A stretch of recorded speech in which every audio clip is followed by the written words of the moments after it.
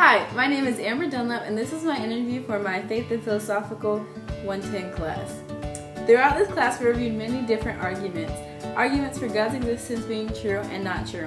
Today, for my interview, I'm interviewing Deaja Miller, who will give her opinion against God's existence. So, Deaja, tell me about yourself. First off, my name is Deaja Miller. I am a second semester freshman at St. Mary University, and I am a faithful believer in God. Can you tell me what you're involved in at your church? The youth ministry. I am the youth leader. And explain your role as a youth minister. Just as any other Christian, it comes to saving souls and it comes to teaching young people that Christianity has no instructions or no rule book, so people should not be afraid to convert or afraid to confess that Jesus is their Lord and Savior. Okay, do you believe that God exists, and is there evidence for the existence of God? I do believe that God exists, but it's something that has to do with your faith. It's nothing that has to do with anything that you can find scientific, because scientists tell you that, the world may have been made in the Big Bang Theory, but who created the Big Bang Theory? Scientists said that God does not exist, but they can't prove that he doesn't. Just like you cannot prove that he does, but he does. Okay, do you think God is imaginary? In no way, shape, or form is God imaginary. God is the supernatural being that rules our moral codes to life. How do we know that he exists? How do you not know? What makes you believe that he exists? My faith. Because there are some things that you just cannot explain. There are some things that you just can't say wasn't God. You know what I mean? You have to look up sometimes and say, God, I know that was you. Because there are some things that science just cannot explain.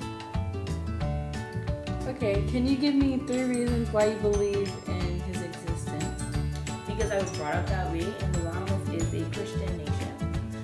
And because I have faith to know that God is my Savior. I have faith to know that if I was in a desert, God would send a bird to feed me. That's how strong my faith is. And I just know, because why would 12 disciples write a whole Bible on a myth?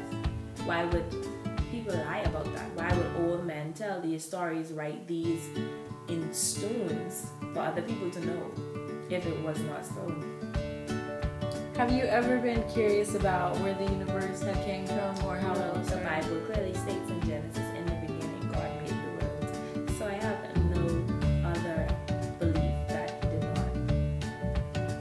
not. In my class, we learned about the problem of evil, which is basically debating an argument against God's existence. It states that if God is all good and all powerful, then why is there evil in the world?